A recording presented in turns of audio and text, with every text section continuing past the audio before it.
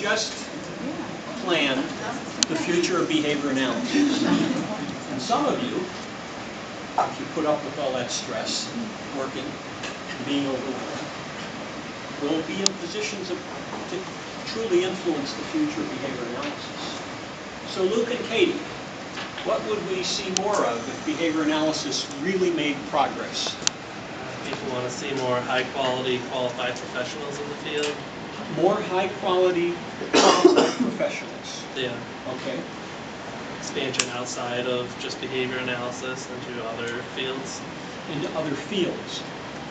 Into other fields. Okay. Well, so let's say that again, because there's a way you put that I'm wondering. Say it again. Expansion outside of behavior analysis into other fields. So. Well, and well, in the way you phrase that, behavior analysis is what it is now. And when you say other fields, you mean things like poverty, prejudice, racism, were some of the things you mentioned in the previous go-round. Is that the kind of thing you mean, like, beyond? I think so, part of that, and then just of like broader fields. Okay. Like the field of education or medical care. Well, it's interesting you say that, because you've slipped the assumption that behavior analysis is relevant to everything. In other words, we already know everything, and these other fields. Well, you were talking earlier about hostility, toward other fields. We already know everything, and so what they're doing must be inadequate because they don't even know about behavior analysis. And I will tell you, they do not know about behavior analysis, because in addition to the 15 or so, 12, 15 behavior analytic groups I've talked to all kinds of groups outside of behavior analysis, and they don't know anything about behavior analysis. But I say that because this is sort of the issue that I think behavior analysts are struggling with. If I go over here and work on racism, do I need to know what research has been done on that by people who say, what's behavior analysis? Or do I assume that what they do can't be competent because it's not behavior analysis, and so I'll just use that list I showed yesterday, and we'll be able to make a significant difference in racism without paying attention to what they know. Or do I go into that literature and figure out how all of that stuff is behavior analytic? Or do I maybe just kind of flexibly go in and say, my fundamental goal here is to affect racism, and I'm going to do whatever seems to work. So for example, I'm reviewing the literature on racism, and one of the things, I found this set of studies that are on,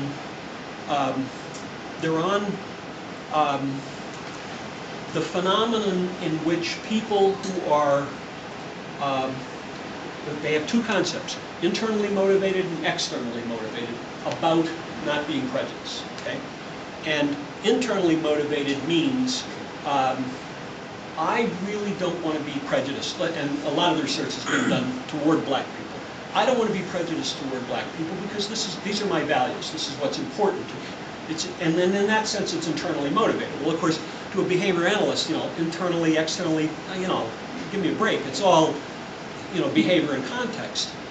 And they're treating these like indwelling traits, and there's a lot of the way they're talking about it that's kind of, no, that's not quite the way I think about it. But at the same time, they found something very important, which is that people who are externally motivated. Well, I don't want to be prejudiced, because if I were prejudiced, then people would be nasty to me or disapprove of me or wouldn't like what I'm doing. And actually, I think this is very important, because the main ways that we're dealing with prejudice in this society is we're doing diversity training, about which there is, by the way, no empirical evidence of its value, and there's a lot of reason to believe that it's counterproductive, because we would now like you to face your prejudices. And by the way, if you know about the implicit attitudes test, how many know about the implicit attitudes test? The implicit attitudes test is basically, well, these are sort of automatic responses. One task is, do you have prejudicial reactions to elderly people? Okay, so the task that you're given on this implicit attitudes test. You can search implicit attitudes tests online, and you can do these tests, right?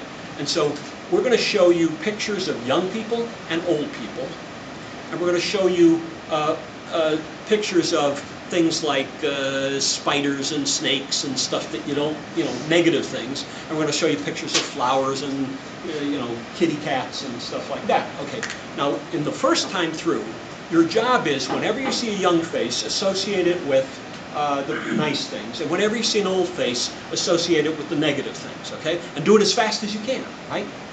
And then on your next round, we're going to switch that. Whenever you see an old face, associate it with the positive things. And whenever you see a young face, associate it with the negative things, right? And guess what? I'm 72 years old, and I'd like to believe that there's nothing wrong with old people, and I cannot do that. I cannot associate the positive things with the old faces as quickly as I can the young faces, okay? And that's an implicit attitude, right? And there's been a lot of research on that, right? So yeah, you have prejudice, right? Well, if I say, you're prejudiced and you shouldn't be prejudiced, or I say it in a nice way, but still you're kind of feeling guilty and stuff about this, and now I'd like you to interact with this other person. Well, this other different person, black or they're gay or whatever, right? Well, I mean, you're just going to be tied up in knots trying to not be, and there's good empirical evidence on this, you're tied up in knots trying to not be, to act in ways that are prejudicial. You don't make as much eye contact. Ooh, that's bad, but you see the problem.